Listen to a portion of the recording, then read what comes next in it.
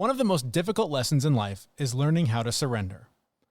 We struggle to let go of broken relationships, jobs, homes, our past, even parts of ourselves. We feel like surrendering means we're quitting or giving up. But our guest today hopes to redefine the idea of what surrendering means, from something seen as weak or passive to the most powerful thing a human being can do. Coming up on The Fit Mess. We may not be able to change the entire planet, but what we can do is begin to bring peace in our own hearts, to begin to be a bit more compassionate with ourselves, to begin to be a bit more kinder to ourselves, to begin to bring ourselves into more integrity and more alignment and more wholeness and more harmony. If we all do a little bit, then I think the projection in the world will also shift. That's Kute Blackson. He's a transformational teacher and best-selling author. Today, we'll talk with him about harnessing the power of letting go to discover more purpose and meaning in our lives. But first, I'm Jeremy. And I'm Zach. We've spent years pushing ourselves to learn more about our own physical, emotional, and mental health, and picked up a few coaching certificates along the way. But really, we're two guys who got sick of our own shit and started making changes to be healthier, happier, and live more meaningful lives. And each week, we talk to world-class experts with advice to help you do the same. So Zach, I wish we had done this interview a few weeks ago because as we were wrapping up the kids' school year, I also picked up some more work at the same time. The combination was completely overwhelming, and I fell into old habits of trying to control outcomes, control behaviors, control the people around me. And it's so frustrating when I do that because I know, and I preach to others all the time, the importance of letting go. But there I was, trying to convince the stupid river of life to flow in another direction. And then, of course, I get angry when it doesn't listen. It's funny. You try and put that dam in and make the water go a different way. Yeah. Something about that just makes life clobber you. Yeah. When you're trying to push water up a hill, as it turns out, that's kind of a losing battle. You need a really big bucket. Yeah. No, I've been having the same thing the last couple of weeks. I've been thrown out of all of my routines and I'm really struggling to get a workout in, get to yoga and do all the things that I normally do. Mm-hmm. And I'm beating the shit out of myself for not doing that stuff. Yeah. Part of me is just you suck. You're not performing to the image that you have in your head. Yep. But I got life. I could probably step it up a little bit in a couple of different areas, but for the most part, I have reasonable obligations that I need to take care of. And that's what's getting in the way here. So I just need to be okay with that and be like, okay, this is my life. We'll figure something out. Life will figure it out. I will find a way to get to the gym and eat the things I need to eat. But for right now, I need to eat this almond bar with chocolate drizzled all over it because it's the only 2 seconds I have to eat today. Get out of my head. I've been doing the exact same thing. I haven't gone to the gym, and every day I was like, oh, I just can't stay steady. I can't stick to it. What's wrong with me? Why am I such a piece of shit? And I can't just stick to this stupid commitment that I made to myself. And then finally, I did have some time today where I probably could have gone, but I was like, dude, okay, let's be real. Okay. Tomorrow you're going to Las Vegas for a week. You're not going to go to the gym while you're on vacation. What is the point of squeezing in one more workout today when you really don't have time, but because you tell this story to yourself that this is the thing you have to do all the time, you're going to take time to go jam that in with everything you have going on in your life, only to then not do it again for another week. Let go, dude. Come on. It's fine. Yeah. It's one day. Well, I think under normal circumstances, I would say, you know what? No, get that one workout in. Right. Because every single one workout, you're good. Yes. But in this situation, that would be your first workout after not having worked out in a little bit and going to Vegas. Right. So you're going to be really, really sore in Vegas. Right. No, Vegas is not a place you want to be sore. No. And it's just done. And it's just because, I made this commitment to myself. And, when I've already dropped the ball for 7 days in a row, an eighth day is not gonna, it's not gonna sink the ship.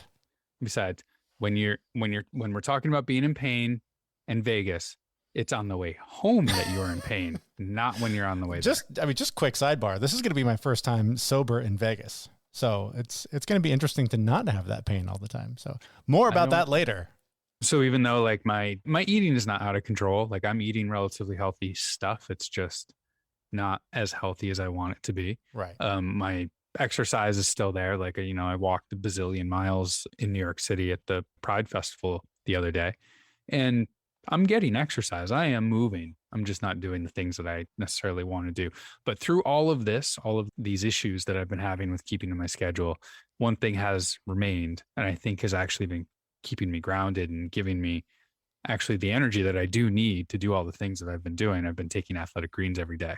I started taking athletic greens because I really needed to have a supplement that tasted great, gave me all the things that I needed. And I didn't want to have to take 10 pills a day or spend all of my time cooking all the meals. I try and get my nutrients from food, but let's face it, we don't get everything we need every day from food. So athletic greens was a great solution for me. It tastes great, gives me everything I need for more energy, better gut health, optimized immune system. It has less than a gram of sugar, and there's no nasty chemicals or artificial anything, and it actually does taste good. And for what you get, it's less than $3 a day. And right now is the time to incorporate better health, and Athletic Greens is a perfect start. To make it easy, Athletic Greens is going to give you a free 1-year supply of immune supporting vitamin D and 5 free travel packs with your first purchase. All you have to do is visit athleticgreens.com/fitmess. Again, that's athleticgreens.com/fitmess to take ownership over your health and pick up the ultimate daily nutritional insurance. That link will be on the show notes, and it's plastered all over our website at thefitmess.com. All right, well, Zach and I are working very hard on letting go of all those things we cling to help ourselves feel better. And someone that can teach us a thing or two is our guest today. His name is Kute Blackson. He's the author of The Magic of Surrender, Finding the Courage to Let Go. And we started by asking him why surrender is something more of us should be leaning into, especially now. Wow, I think that surrender is the most important thing we can do. I really believe that surrender is the most powerful thing we can do. I really believe that surrender is the key to our next level, is the key to greatness.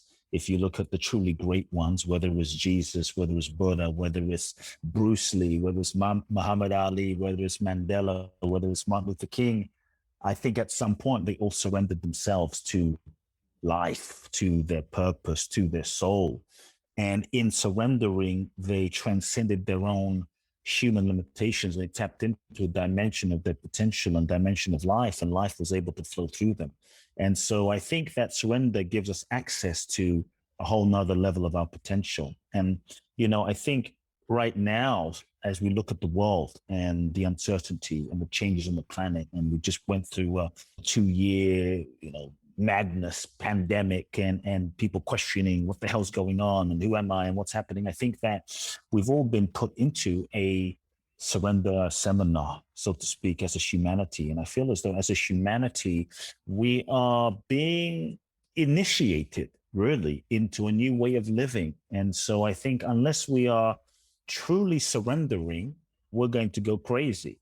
I think unless we're truly surrendering, we're going to be frustrated and we're going to suffer. I like to say, surrender or suffer. It's just the nature of life is constant change. And much of it we can't control. And I think part of surrender is letting go, I'm going to say, of the illusion of control, because we think we have control, but perhaps the last few years have shown us as a humanity, maybe we're not as in control as we thought we were. Control being a master addiction. I mean, we can talk about that, but we're not as in control. I mean, life happens in ways that we couldn't have planned and can't predict. And so surrender is really when we stop trying to force life to fit our limited idea and manipulate life to fit our limited idea of what we think it should be. And it's when we let go of the idea of who we think we should be and the way we think life should be. And when we get so attached to those expectations of what we think, how we think things should be, how we think people should be, that's when we set ourselves up for suffering. And so I think, especially in this time when so much is uncertain, when we truly live surrender, we're going to be much more free, because so many things that we expect aren't happening the way we expected them to. And so I think in our culture, though, we have this misconception that surrender is weak, that surrender is passive, that surrender means giving up, that it's like waving the white flag. So who the hell wants to surrender? That if you surrender, you're going to be a victim. You're going to be a doormat. You're going to be taken advantage of.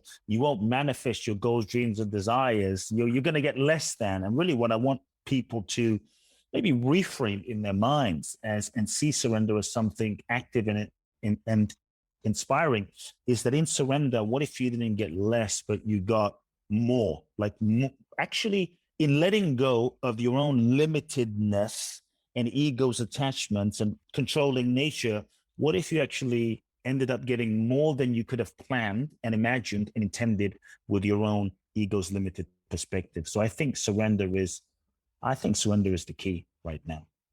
I'm going to make an assumption that you haven't always believed this. So I want to ask, like, when did you realize that surrendering was important to you? And I really do love the way you kind of put it there. I always took surrender as giving up, right? Yeah. You lost the battle and you're laying down, but that's not it. So No. when did it first come into your life? When did you first realize that this is really important? Yeah, I could go in a few different ways, and go in all the ways. Okay, so let me just say that on some level, it's been in my entire life, the entire time. But like the Magic of Surrender book this was not the book or the topic I thought I was going to write about. It was not the book or topic I wanted to write about. I had all of these other plans and my own agenda, and the book I thought would be a New York Times bestseller, the book I thought publishers would want, the book I thought my audience would want, the book I thought, would make me reach more people. And I had an entire whiteboard of ideas, and none of those felt aligned. None of those felt in integrity. And the only word that stood out for me in my brainstorming was the word surrender. And I was like, hell no, I don't want to write about surrender, because, it's the thing that deep down as human beings, we know we kind of should do, but we don't want to do. And we resist for reasons which we can go into as well. And I just felt the rightness of it. And when I surrendered to the book that was seeking to be written, I had to surrender to the book about surrender. Then all of my entire life just began to make freaking sense. Everything I went through from my childhood and how I was raised and my parents started to make sense. But I would say more recently, in 2016, my mother was diagnosed with stomach cancer. And that's what really focused this theme back into my life. I mean, it was something I'd been working with and practicing, but this is when it really came into focus. She was diagnosed with stomach cancer. I'm living in LA. She was in London. I basically started flying back and forth every month to be with her and be with her in chemo sessions. So a week a month I was in London just taking care of her. Basically, it was brutal. And I had every intention to make her well, to heal her, alternative therapies and supplements. And after about 3 or 4 months, I think I realized pretty quickly that no amount of prayer, no amount of meditation, no amount of alternative green juice, nothing was going to save her life. And I basically surrendered. And in that surrender, it really just freed me up to just be with her. And there was no future. There was just this moment holding her hand. And that moment could be the last moment, and could be the last moment of sitting in chemo with her, the last moment to look into her eyes, the last moment to have a cup of tea. And it just, I don't know, it changed my life when I just stopped resisting. And about 7 months into the process with my mother, the doctors basically looked at us and they said, there's nothing else we can do. You're going to die. And it was a very emotional moment. And they said, you're going to die, so get your affairs in order. And I think I looked my mother in the eyes and I said to her, are you afraid? And she said, my mother's Japanese. It's a little Japanese woman. She said, no, I'm not afraid. And I said, why? And the first thing she said was, because I know I'm not this body, that this body is a temporary vehicle for my soul. And I know that even when I die, this body will die, but when I die, I'm going to be with you from the other side. And so there was a fearlessness that she had. And then I looked to her and I said, and this is when I think surrender really started coming into focus. I looked to her and I said, what can I do for you as your son to make your final days easier? And what do you need? What do you want? And she looked at me and she said, and I'm not like a religious person, but I'm very spiritual. And she said, there's nothing I need. There's nothing I want. The only thing I want is what God wants for my life. And in that moment, I realized that she was free. Even in the most raw, real situation, it's easy to live surrender when you get what you want. It's easy to live surrender when you have $1 million. It's easy to live surrender when you're in the Himalayas. But when you're faced with your mortality in a real, raw situation, My mother wasn't attached to living. She wasn't attached to dying. I looked in her eyes and I saw that she was at peace, truly at peace with whatever her soul's journey was. She was demonstrating surrender. And this entire year, she didn't cry. She didn't feel like a victim. She didn't complain. She was just being where she was experiencing what she was experiencing, whatever was happening. She was just being with it. And that showed me the power of surrender, you know, and that's what really inspired me and made me reflect in my own life in many ways. Sometimes I wonder if the extreme situations like that, where you really don't have a choice, it becomes easier to surrender, because what else are you going to do? You know, flail and scream and be angry. Which we do. We do for sure. But why do we then, Yes. you know, when it's just the simple things, like, you know, the kids won't stop screaming, life won't, the job won't work out, the thing won't, Yeah. why do we struggle against it so much? Right. I think it's a foundational question. And what I will say is, when you understand the nature of something, it actually transforms your relationship with the something. And I think because we don't understand the nature of who we are and what we are, it creates a lot of suffering. You see, surrender is our natural state. Just to kind of set a context. Now, I will say, yes, we do resist. This is normal. And surrender can seem hard, but really it's our natural state. If you look at, let me start here. If you look, what resists, it constantly resists. We are resistance machines as human beings. What resists is the ego. The ego is our perceived sense of self. Ego is what we perceive ourselves to be and what we identify as name, as body, as form, as person, as stories, as history, as memories from the past. And the more we identify with ourselves as that thing, the more we are an ego. The more we're identified, the more tight we are. And we believe ourselves, and we're conditioned by society, by parents, by religion, by media, by life and everything and everyone around us to believe that we are this ego thing. So we believe we're the ego. And the job of the ego is to reinforce its existence. And the job of the ego is to protect us, to make sure that we don't get hurt again. And so the ego means well, but it's limited. See, as children, we were surrounded. Like, we would run naked through the garden. We didn't care, like, my little fat, what I look like on Instagram. We were completely surrendered, being what we were. We would jump on the table and sing. We didn't care if we didn't sound like, you know, Bruno Mars, Celine Dion. We were just beaming essence, life. We would cry, then we would laugh, we would hit our heads, then we would cry, get over it, and just move on. We wouldn't be wallowing about it 14, weeks later. We were just being present in the moment. To me, that is surrender, being with the experience as it's arising and being and embracing whatever's happening in the moment. Pure surrender. So what the hell happens? I think it's important that we understand the nature of how we get conditioned so that we understand the mechanism of the ego so that we can see through it. We're these bright beings in free-flowing surrender. We incarnate into this human experience. We meet our parents.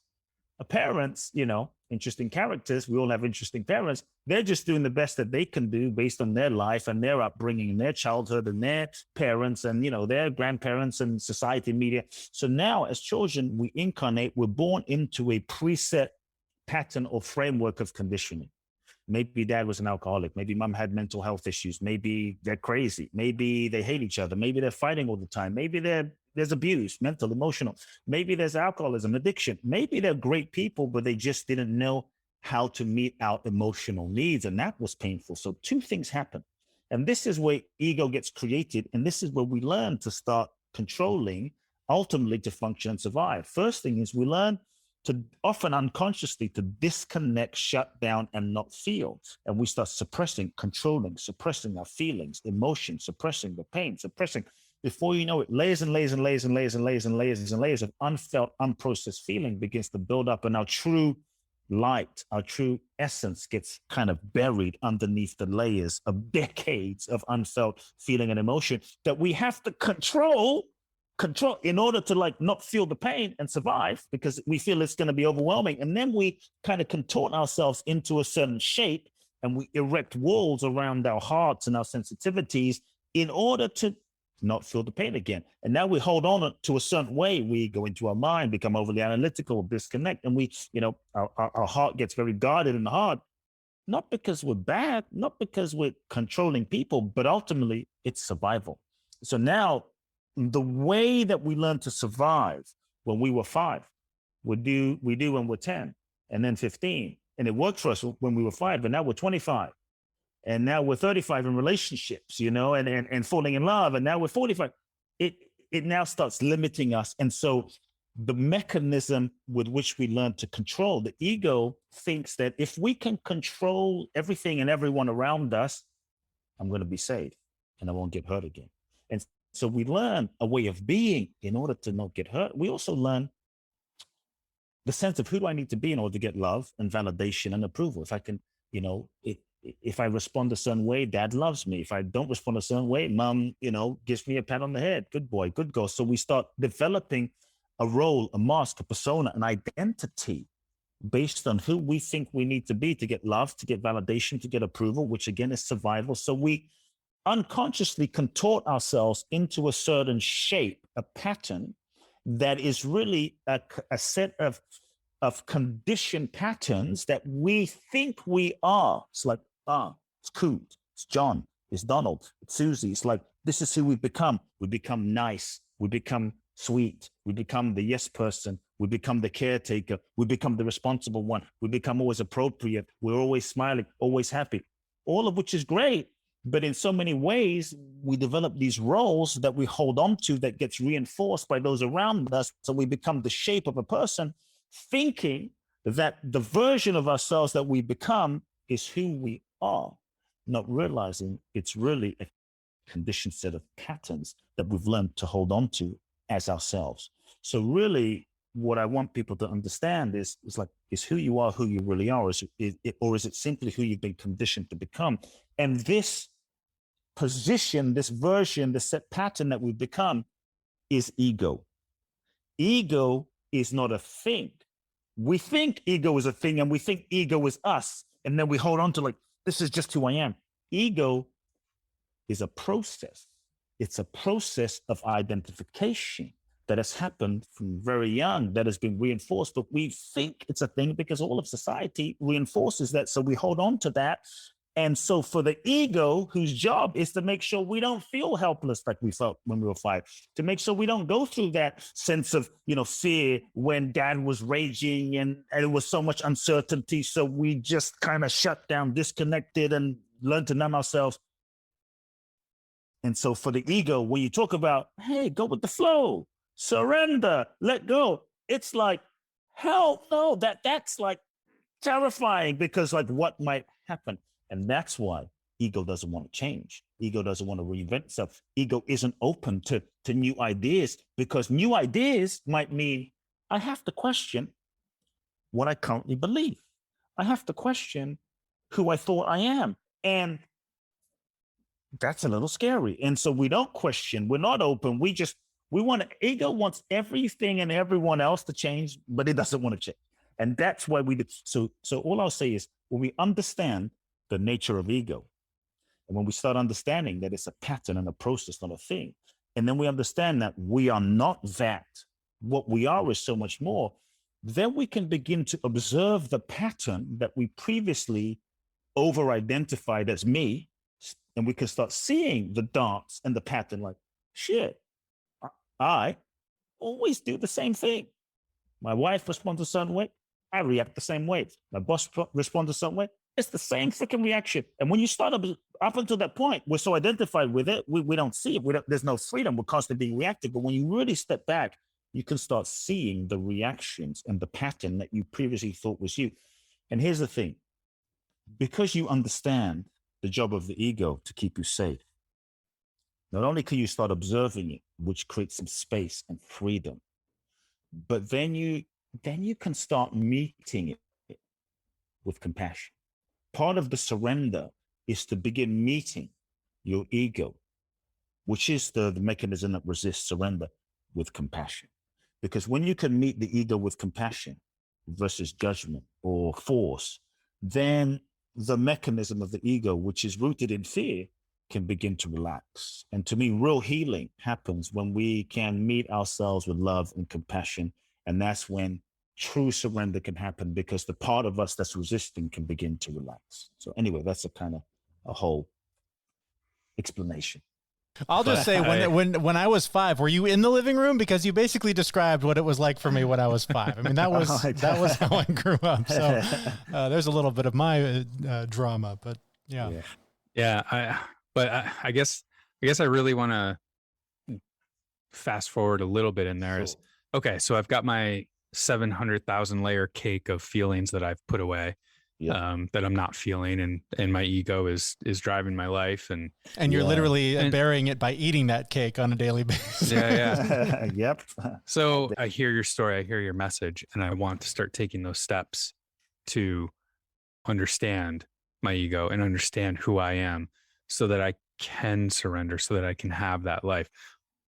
What can I start doing? Like, this isn't something, I guess maybe if you have like a really tough situation like you did, it can be a game time decision where it happens. But, how does somebody ease into this? Like, this can't be a one and done kind of decision. Yeah, no, I think it's a lifetime process. I think we are all in the process of surrender because we're alive, and life is really the process of surrender, because, you can't control a lot of this stuff out here. It's just happened. You're born, and then you age, and you die, and hair falls out, and no matter what you do, the body does things, when you're 90, 80, 70, 100.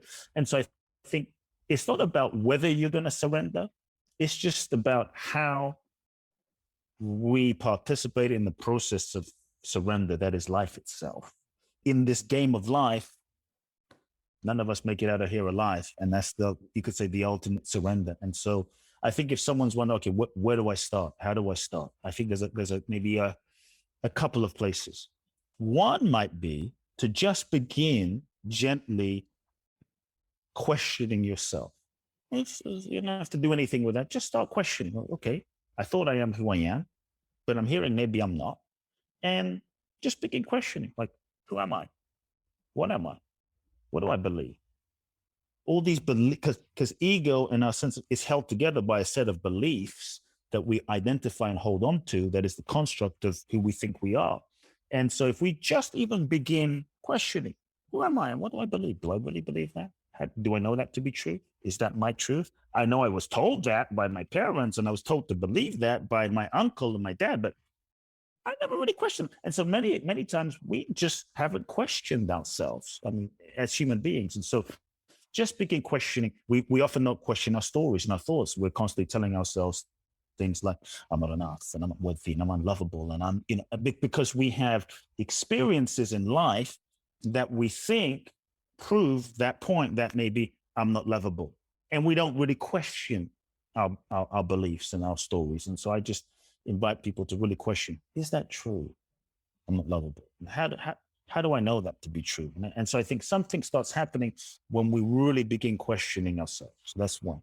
The other thing I would invite people to do is look at, one of the things that keeps us stuck, resisting, and from truly surrendering are all the lies that we tell ourselves.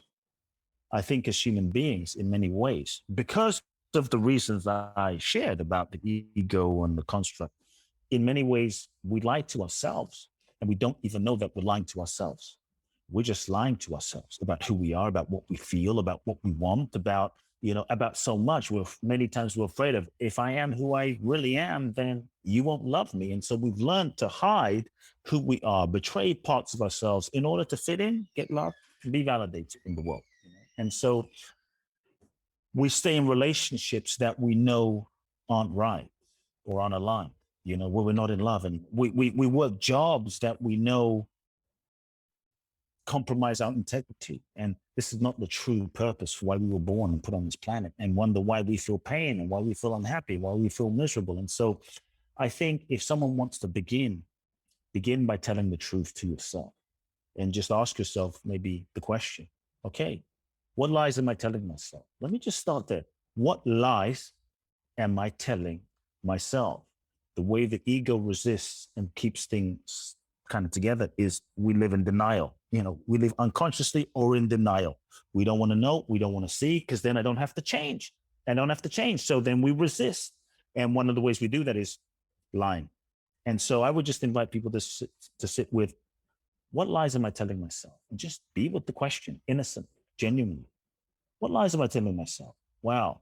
Sometimes it can, there is no real transformation without truth. And you have to want the truth more than you want what you have. And you have to want the truth more than you want what you think you want. And so when you just sit with that, it can feel scary, because sometimes we don't tell ourselves the truth because we're afraid of the consequences of what will happen. Wow, if I tell myself the truth, I might have to let go of my relationship. If I tell myself the truth, I might have to leave my job. And so what ego does is we begin to create a kind of smokescreen sometimes of confusion. I'm confused. I don't really know what's right for me. I don't really know what my purpose is. Because if I don't really know, let's say, what my purpose is, right, then I don't have to really risk and put myself out there. I can always live in the comfort safety zone of where I am, and I can always have the future fantasy of having that purpose, but I don't have to put myself on the line and risk the rejection and the failure. If I don't really know if this relationship is right for me, then or if this is the one or this is not the one, or then I don't have to do anything about it. But deep down, I think there's a part of us that knows. And so one thing that I found helps when it comes to acknowledging the truth is I always tell people, take the pressure off of yourself from having to take action. Because if you just take the pressure off of yourself from having to take action, then that means if you can just start acknowledging the truth, you know what? I'm not in love with this person anymore. I haven't been in love for freaking 10 years. And it's painful, and I'm afraid, and I know it, but I'm no longer in love. And just feel that. You don't have to leave, you don't have to break up, you don't have to divorce, but just start feeling the energy of the truth. I hate my job. Scary to say that, because, oh shit, well, how am I going to survive? And I don't even want to acknowledge I hate my job, because what does that mean? I hate my job. I don't have to leave, but let me just feel that. That starts a process inside. And so the next question you can ask yourself is like, okay, what lies am I telling myself? And what are the lies that I'm telling myself costing me? What is it? Really, ultimately, it's painful. So somebody might say, well, but how do I know if I'm lying to myself? If I'm lying to myself, because you will feel pain. There will likely be a level of pain that you will feel in your life. And that pain is a messenger. That pain is a blessing. That pain, I believe, is your friend. The pain is just trying to give you feedback that there's a lie that you're telling yourself, or there's a part of yourself that you're not in integrity with, that you're betraying, that you're not acknowledging. And that pain is just trying to get your attention so that you can course correct. The issue isn't that we feel pain in our lives. The issue is that we distract from the pain. We drink it away, we sex it away, we drug it away, we smoke it away, we shop it away, we meditate it away, we social media it away, just so that we don't have to feel the pain. But the pain we feel is a messenger. And so when we lie to ourselves, it will tend to manifest as an emotional pain, depression, lethargy, lack of aliveness, apathy. That's giving you a sign, like something you're suppressing, not dealing with. It might manifest as a temporary, let's say, physical ailment. It might manifest as a, let's say, more serious ongoing disease where the body has an intelligence and your truth is unconsciously manifesting through your physiology. And so all of these things are, I believe, messengers that we get to pay attention to. And so I think where people can just begin is starting with the truth. You don't have to like sell everything and move to, India or Tibet or Peru. It just might be just saying, you know what? I'm not really in love with this person, and that scares me. Let me just be with that a moment and just feel that. I'm not going to take action, but I'm going to just be with that and just see what happens? And so starting with the truth, I think the truth is real spiritual practice. Truth is real therapy. Truth will set us free, but it can be a little scary at first. But I think if we start there, that begins a process inside. And there's no way you can not transform it if you begin going down the path of truth. That's what I found. I have 4,000 more questions. One of them is about your free seminar that's coming up, but can I sneak one more in before we get to that? Yeah, please go for it. I keep thinking about this concept of surrender and giving up. And yeah, I recently moved from the United States to Canada. Wow. And I worked in the news media. And so I was very much plugged into every fight and every social movement and thing that was going on in the world. I can't help but think of the people right now with what just happened with the Supreme Court in the United States and the fight that everyone is in there right now, the fight that we just went through over masks and vaccinations, the fight. Everyone's got to be fighting for this thing that is a part of who they are and the future of the world depends on it. How does that person, me, that person, whoever they are, how do you balance giving, I shouldn't say giving up, that's not the right word. How do you balance surrender with advocacy? Because it sounds beautiful to say whatever is meant to be will be, and I can ride this wave and go where it needs to take me. But if I don't like a world where abortion is illegal, if I don't like a world where people aren't vaccinated, I don't want to sit by and wait and see if that works out. So how do you balance surrender with advocacy? So yeah, it's a multi-layered question, I think, and I want to access it from different places as well and give an answer. I would say that surrender is not giving up. Surrender is not abdication of responsibility. Surrender doesn't mean you don't take action, just to be clear. I think that surrender requires that you truly feel your deepest integrity, your deepest truth beyond your, attachment, beyond your conditioning, beyond just what you want. And you feel what's most true, what's most sincere, what's most authentic, what's most seeking to express through you genuinely, authentically, in terms of your true purpose, your true essence. And then you align with that. And when you align with that, to me, it's like when you catch that vision for yourself and your life and you align with that, then, just to be clear, then you move in the direction. Then you align your personality, your ego, your personality, your thoughts, your thinking, your resources, your money, your vote, your belief. Then you align your action with what is authentic and what's true. Then you're going in a direction of what's true. And so sometimes surrender might mean you work harder than you've ever worked, in pursuit of a cause that is in alignment with your truth. Just to make clear, like you look at people like Gandhi and Mother Teresa and Mandela, I mean, they worked nonstop for a cause that was true and authentic for them. They were being lived by a mission and a purpose that was bigger than them. And so it doesn't mean you sit there and do nothing, but what you are pursuing is real and authentic and aligned with your soul, something deeper than just your ego, right? That's kind of one thing I would say.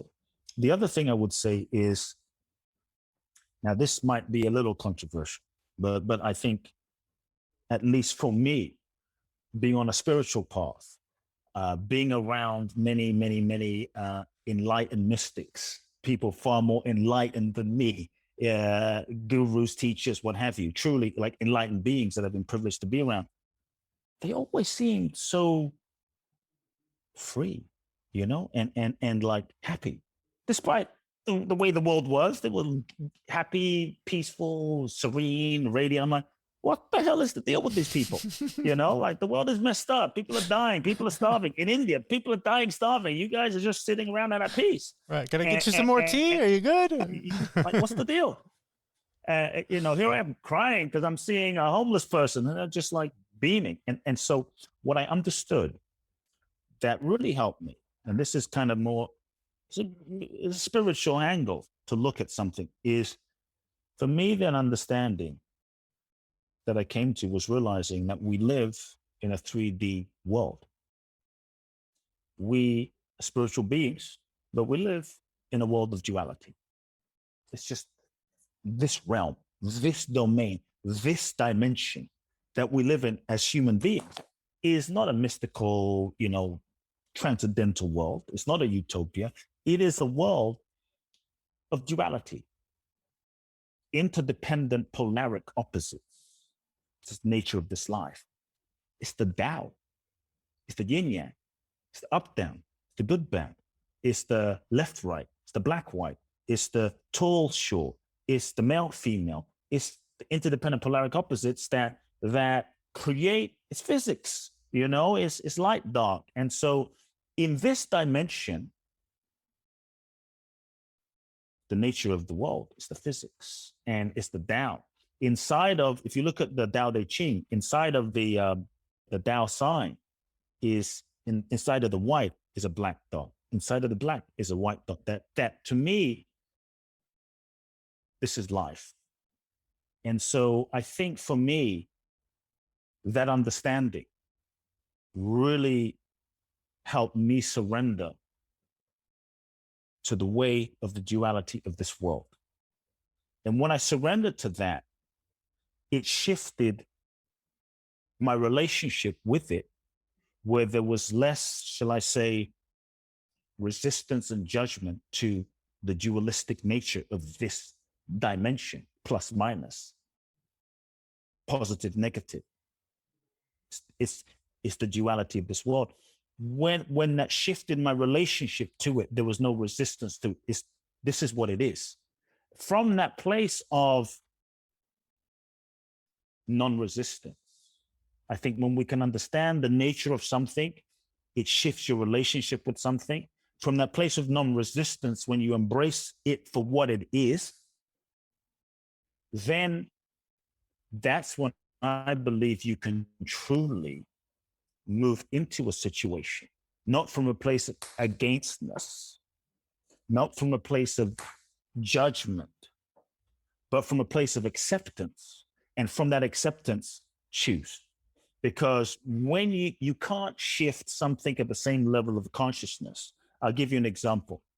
One of my mentors, who I was privileged to know for 20 years.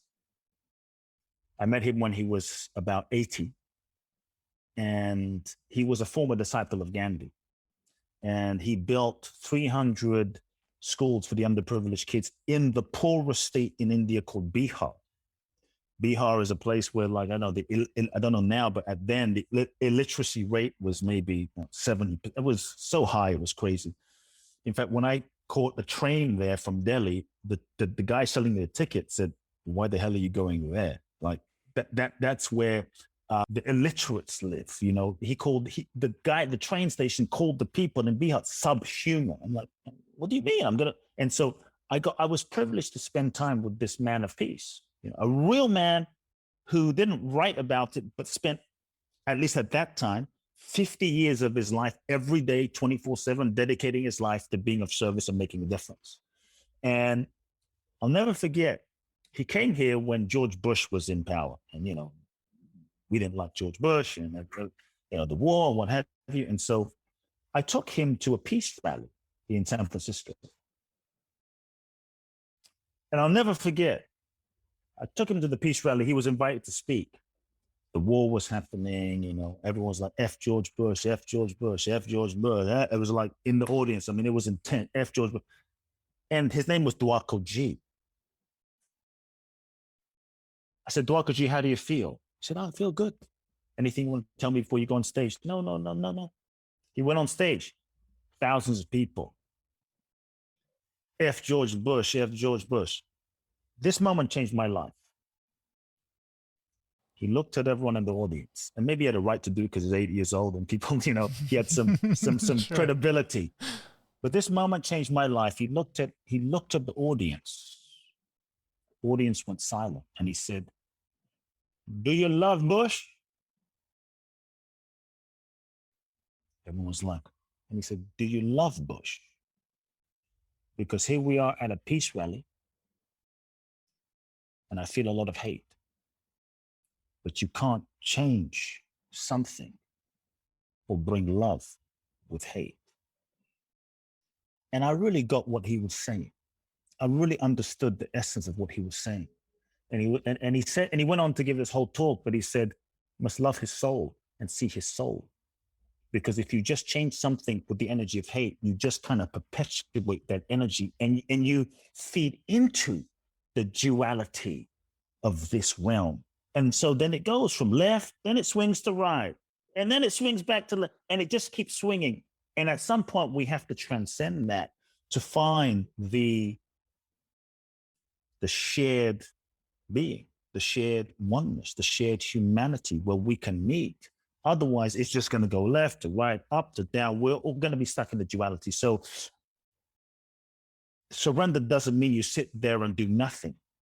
Surrender doesn't mean you sit on the sidelines and just like let people trample over you. Surrender doesn't mean you don't go protest. Surrender doesn't mean, but I think it means we move into it from a different place within our own selves. And the last thing I'll say, just to add to that, is, might sound controversial again, but one thing I'll say is the world that we see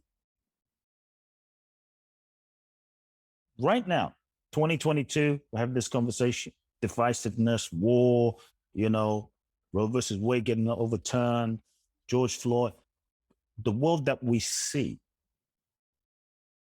to me, is a mere manifestation of the collective consciousness of all of us combined. Every single one of us, our consciousness projected out there has created this world. To me, the world is a mirror of our consciousness combined. The leaders that we see, we can look at Trump, we can look at Biden, we can look at Boris Johnson, we can look at whoever, just pick them. The world that we, like, if we look at the leaders, if we look at the war, if we look at Ukraine, if we look at, racism, to me, we have to ask ourselves, if the world is a mirror manifestation of the collective consciousness of all of us combined, what does the world reflect to us about ourselves? And if we just focus on changing what's out here, changing what's out there, changing a leader, how many times in Africa, for instance, have we changed? How many times in America have we changed leadership? Nothing really changes. And so to me, if the world is a mirror of the collective consciousness of all of us combined, if you can't, let's say, change the world out here, what we all can do individually is change ourselves.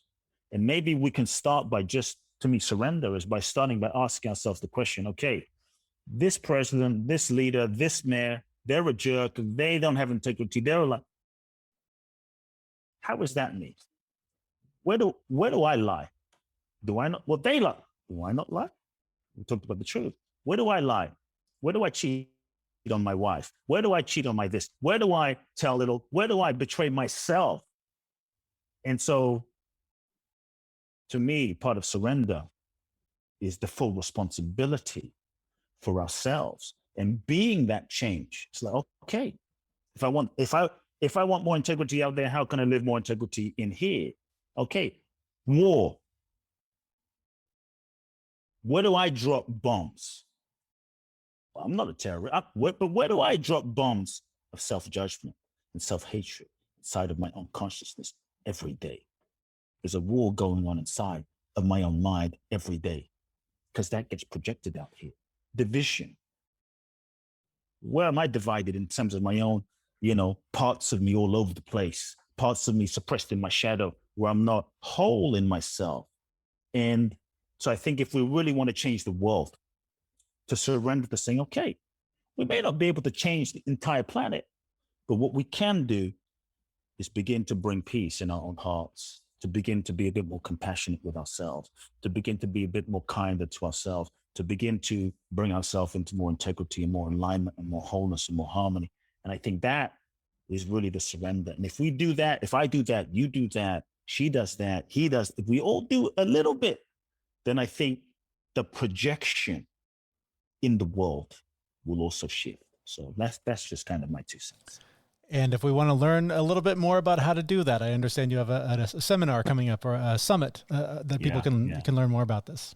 Yeah, I have a 5-day, it's a free 5-day online event. And I really want people to get access to just this information. It's called the Surrender Summit, 5 days free. It's online. If you can't make it live, you can watch the replays. www.thesurrendersummit.com. I'm bringing together also, I'll be teaching, but I'm bringing together some of my friends, people like Neil Donald Walsh, who got Conversation with God, Michael Beckwith, Martha Beck. She's been on Oprah, John DeMartini, who was in The Secret. Who else? Barbara DeAngelis, John Gray, and 20 inspiring teachers from all angles and all disciplines. Because I really love bringing people with a wide range of perspectives to share about how to live surrender in your life, and also how to use the principle of surrender so that you can harness it and fulfill your true potential. So that's July the 12th to the 19th. That's beautiful. We will have that link in the show notes for this episode. Where else can we learn more about you and your work online? Yeah, KuteBlackson.com, my name, Kute, KuteBlackson.com, Instagram, Kute Blackson, Facebook, Kute Blackson. Twice a year, I do a very special 12-day event in Bali, www.boundlessblissbali.com. Beautiful. Thank you so much for your time and your wisdom today. Our thanks to Kute Blackson, author of The Magic of Surrender, Finding the Courage to Let Go. You can find links to him and his work in the show notes for this episode at thefitmess.com. And that was a really powerful story that he had about his mother. And it really hits my heartstrings when I hear things like that. But then also really makes me almost feel bad about myself of like, do I need to wait until something that traumatic happens before I can shift my life? Like, why don't I just shift it now? And like you said, and this is one of the key takeaways from that interview, was that your ego is a process. And that's something that as long as I've been studying, Dharma and meditation and all this stuff, the idea of letting go of ego is really difficult, because everything that we are in this life, or this realm, this dimension, as he put it, is an accumulation of experiences and ideas and beliefs. And so you work so hard for most of your life to develop a sense of identity. And like he says, it's really just this series, this process. It's this accumulation of stuff that you hang on to convince yourself that that is who you are, when in fact, that's just the stuff that the world sees you as. And you can change that at any time. Nobody's saying it's easy, because if you've spent years building that up, I would reason from that it will take years to take it apart again. And it's something that, in my experience, I built it up really, really well. And then I started taking pieces out. And then, like Jenga, you take a piece and a whole bunch of it falls out. And then you panic and you put it all back up and start rebuilding that wall, because it's really scary to let go of. But like he said, and like I've experienced in my own life, the more you can surrender, the more the truth of what your experience, what you want it to be, I guess, becomes apparent. And it becomes just a simpler way to live, rather than constantly trying to impose your will on other people and life in general.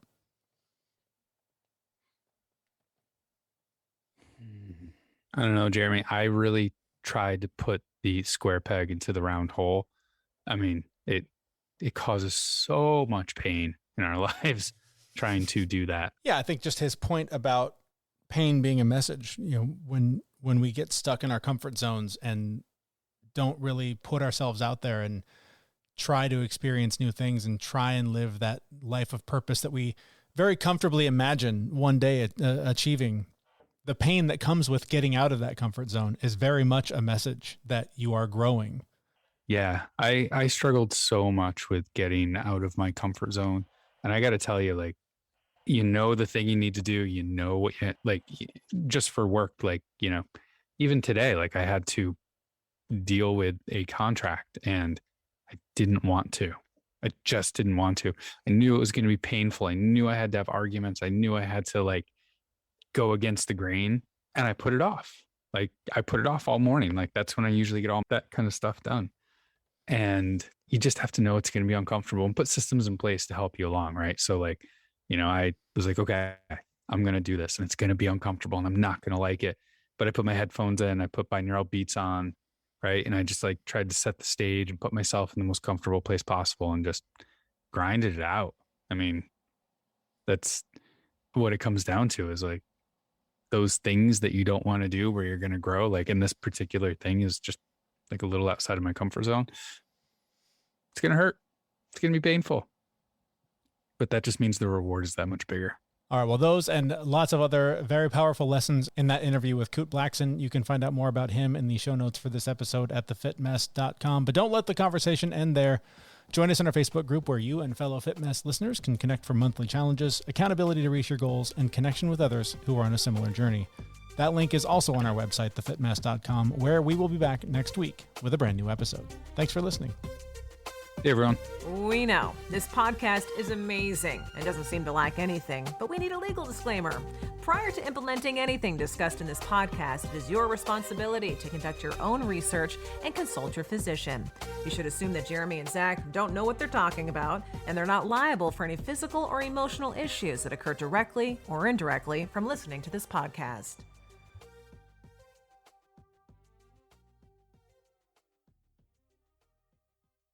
¿Qué te parece la educación universitaria o profesional gratuita? Es posible. Washington College Grant ofrece apoyo a las personas elegibles para financiar capacitación laboral, certificaciones o la universidad. Visita wagrant.org/ES. Ever tried reading while jogging, cooking, or even juggling flaming torches? Yeah, it doesn't end well. But with audiobooks.com, you can conquer books without the circus act. Dive into over 450,000 titles, including more than 10,000 free ones. Get hooked on a bestseller, find your next obsession, or finally read that classic you've been avoiding since high school. And here's the inside scoop. Sign up today for a free 30-day trial and snag your first 3 audiobooks on the house. Sign up for your free trial at audiobooks.com/podcastfree today. That's audiobooks.com/podcastfree.